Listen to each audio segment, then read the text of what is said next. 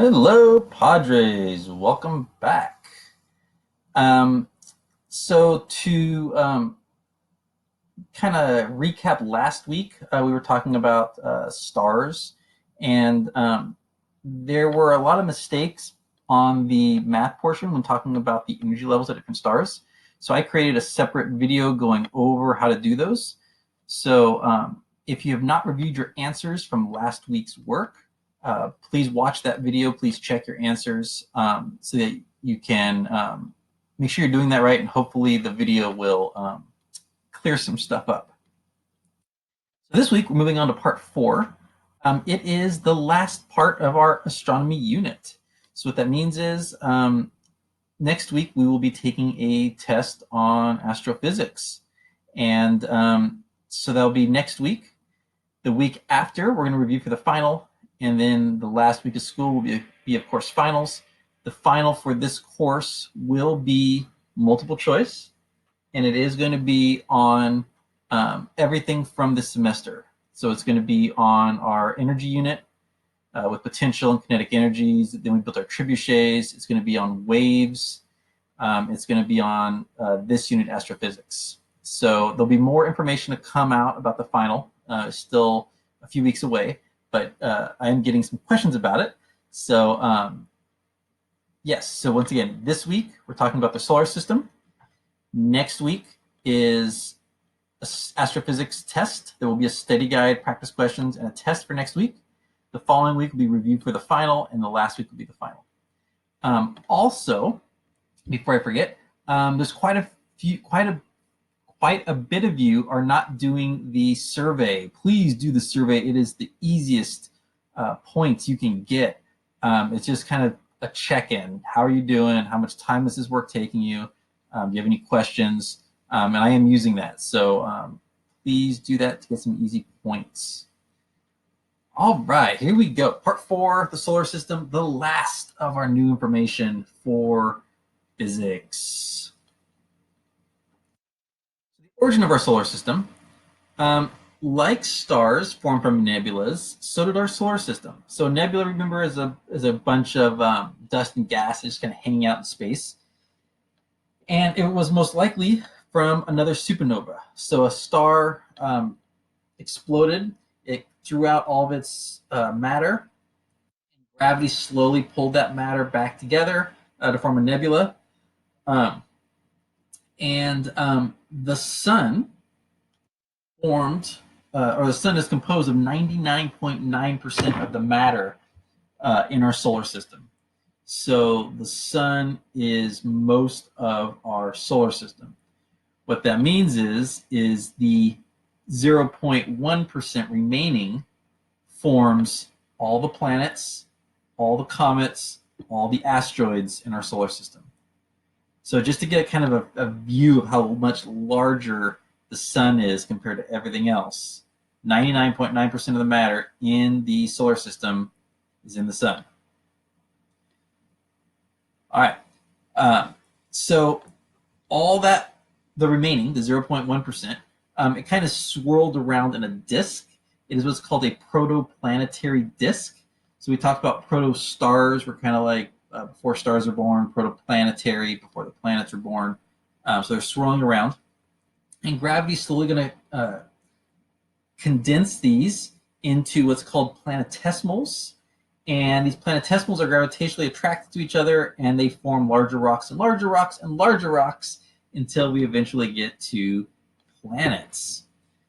You will notice that our planets, the inner planets, also known as the terrestrial planets, are rocks.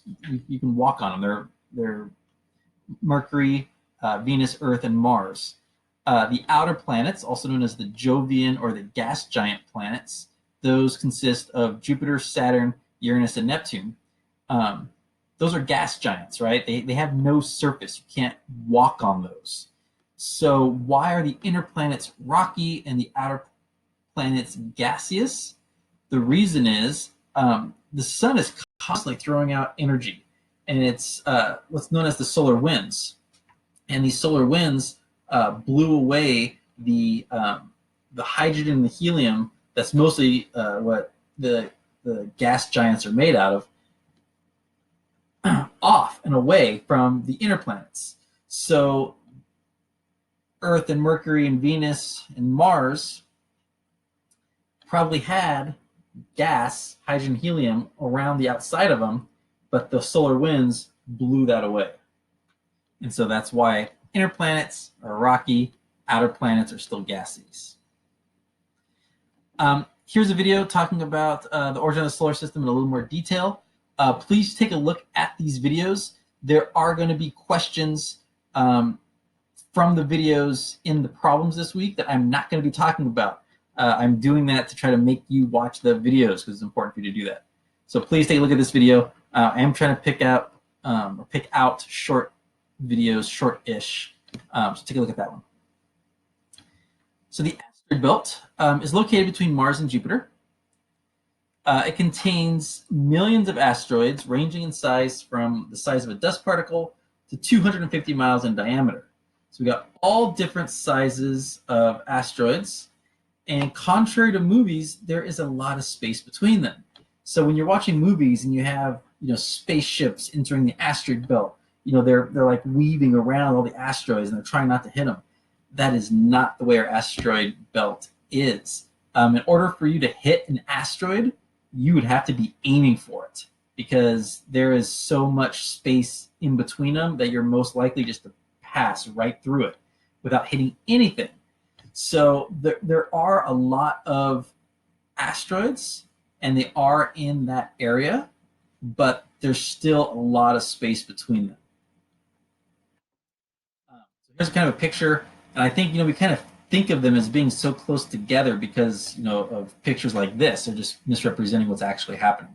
So we have Mars and Jupiter right between them. You have all these asteroids, and like I said, there's lots of space between them, so it's not an accurate representation. Most of the asteroids in our solar system reside in the asteroid belt. There are some rogue asteroids that are floating around. They have doomsday movies of asteroid hitting the Earth and ending all life on Earth. So there are rogue asteroids out there, but most of the asteroids in our solar system live in the asteroid belt. Here's another short video talking about asteroids. So take a look at that one too. Jupiter's role. So Jupiter is actually a big deal in our solar system. And the reason it's a big deal is because it is big. And because it's so large, it has a huge gravitational influence in our solar system. And so one of the things about that is it is believed that Jupiter is the reason why the asteroid belt exists. So take a look at this video. This video is partially talking about how Mars is really small compared to the other terrestrial planets. It's kind of out of order. And Jupiter is really quite large. So what they believe is that the mass and the gravitational pull of Jupiter kind of siphoned some of those asteroids and matter away from here. So like instead of the asteroids merging into Mars, Jupiter kind of sucked them away. So all those asteroids really should have been extra material to build Mars with. But because of the pull of Jupiter, they weren't able to form with Mars. Jupiter also swallows up a lot of space debris. So it kind of acts like a vacuum cleaner, and it kind of sucks things up, or it acts like a bouncer. And if anything that's kind of flying in our solar system, it'll kind of kick it out. You can see like with this picture here, if this is like a comet or a rogue asteroid, the gravity from Jupiter will kind of kick it out. So Jupiter does a good job in kind of clearing our solar system of rogue objects that might damage the Earth. So it's very instrumental to not only our solar system, but to actually having life on Earth. It's important that we have Jupiter there, and that Jupiter is very big. So like I said, it kind of helps eliminate rogue impacts. Why do planets have rings? Rings are materials that should have formed a moon, but the gravity of the planet would not allow them to form the moon. So kind of like how Jupiter did not allow the asteroid belt to be part of Mars. If the matter is too close to the planet, which is inside what's called the Roche limit, named after a scientist, I can't remember his first name. The Roche limit is basically a line, a limit, that if anything is inside of that, the moon won't be able to form inside that Roche limit. And because it doesn't form, they just kind of stay there as debris orbiting the planet.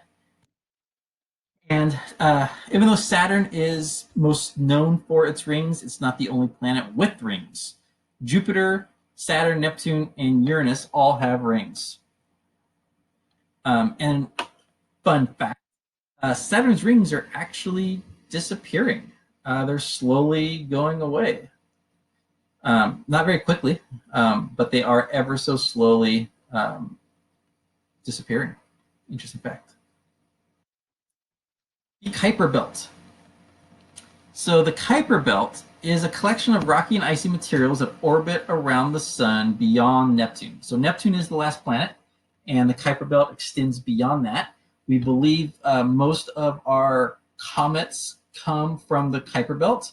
Comets are made of icy material. Icy material objects live in the Kuiper Belt, but they are not the only things that live in the Kuiper Belt. Pluto is also part of the Kuiper Belt, as are some other dwarf planets are living in the Kuiper Belt.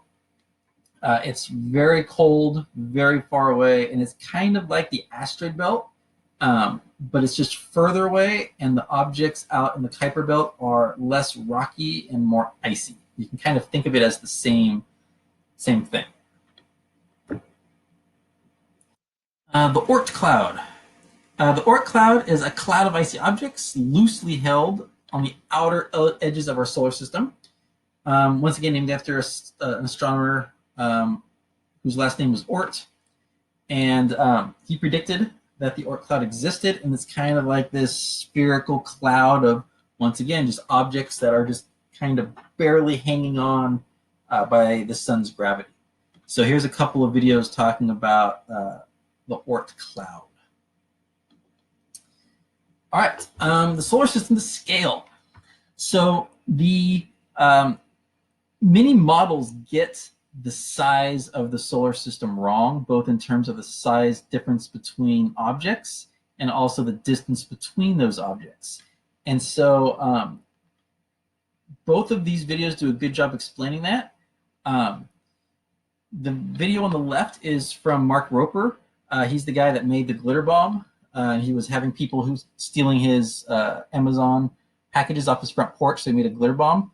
He made this video, and he basically has a soccer ball as the sun, and he's showing how big the different planets would be, and he's putting them the actual distance away, so you can kind of see how far away they are. So that is a good job explaining it. And this one also kind of shows some of the moons of the planets and how we think of them as moons, but actually they are as large as dwarf planets. So they're actually very large moons. And so you can actually kind of see the comparison in size and also the distance in size. Sorry, the distance between the planets. Exoplanets, also known as extrasolar planets, are planets that orbit other stars. As of this month, we have detected 4,260 of them. And we have multiple ways to detect them. I want you to focus on two ways. The first way is transit. So what they have is if you have a star, and we can detect how much light is coming off that star. And if we have a planet, and the planet is orbiting the star, when the planet passes in front of it, it blocks a little tiny bit of light, and we're talking a little tiny bit of light, and we can detect how much light it's blocking, and from that we can detect the size of the planet. And if we know the size of the planet, we can also detect the orbit because it's circling, right? So we can detect how many times it passes by, and we can get a bunch of information about the planet based off of the transit or light blocking method. The other way, that's a main way, is radial velocity. And according to Newton's third law of motion, for every action, there's an equal and opposite reaction. So what that means is that the star is pulling on the planet. So the star is pulling on the planet, causing the planet to orbit the star, but the planet is equally pulling on the star. And so because it's equally pulling on it, it's going to cause the star to wiggle a little bit. And the reason it's not wiggling a lot is because the star has a lot more mass. So it's going to wiggle a little bit, and we can detect that gravitational wobble that the planet is causing on the star, and that is called the radial velocity method. And like I said, there are many more methods. Please watch that video. It talks about some of those methods in detail and talks about some more exoplanets. One of the comments in the survey is that some of these videos go a little long, and so I decided to put in an intermission. So a brief intermission, and I thought, what better way to break up, talk about astronomy than showing you guys some famous Michaels.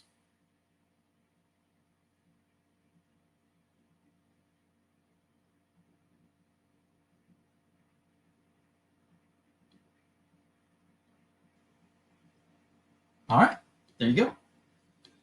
Okay, a few more slides. We're going to talk about Kepler's laws.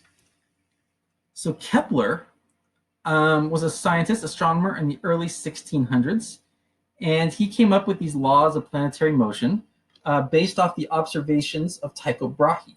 So Tycho Brahe was an astronomer, and he collected immense amounts of astronomical data, but he didn't really do much with them.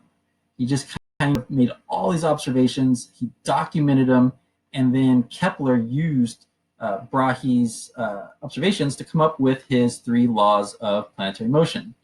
The first law states that planets orbit in ellipses. So we think of planets orbiting perfectly circular. It's actually a little more like an ellipse.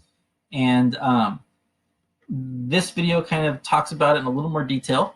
Once again, please watch the videos. There's going to be some questions for the problem set this week that you'll only get the answers to from these videos.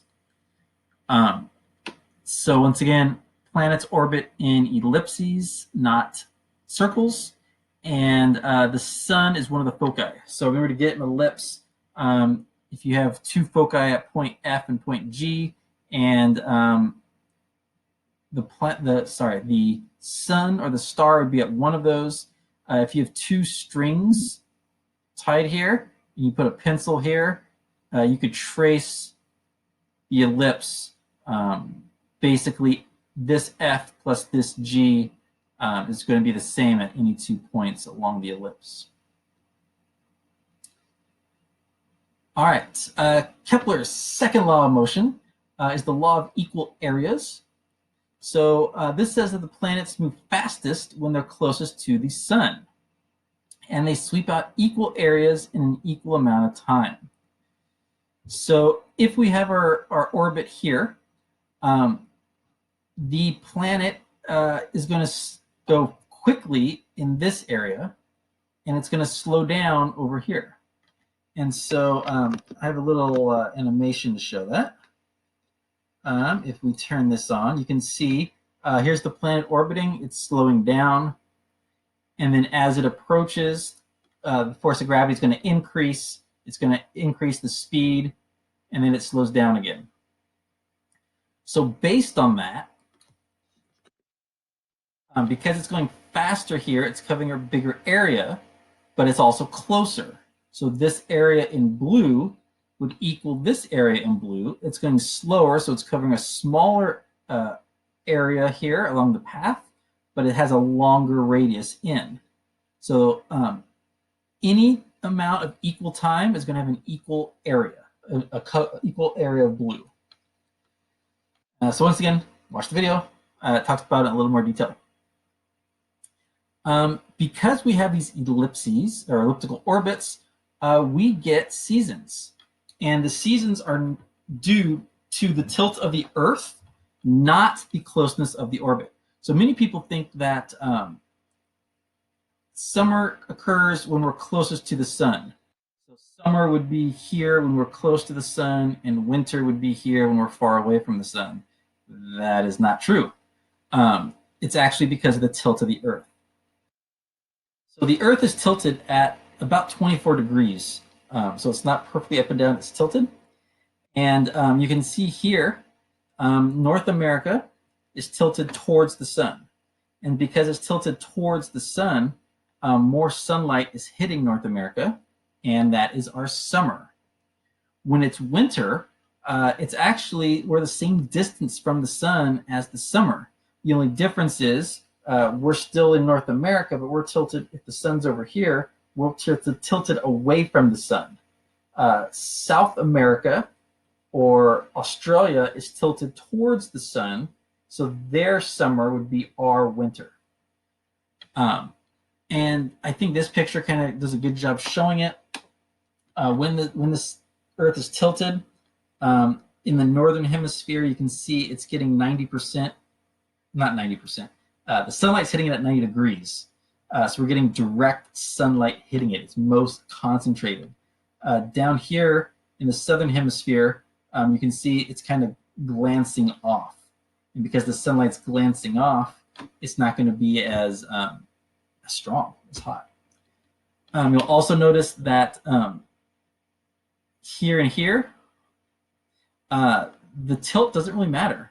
If the sun is here and they're this way, the tilt matters. But if now we're here, the tilt isn't really affecting anything. And so that's when we have our spring and our fall. All right, the last law is called the law of harmonies.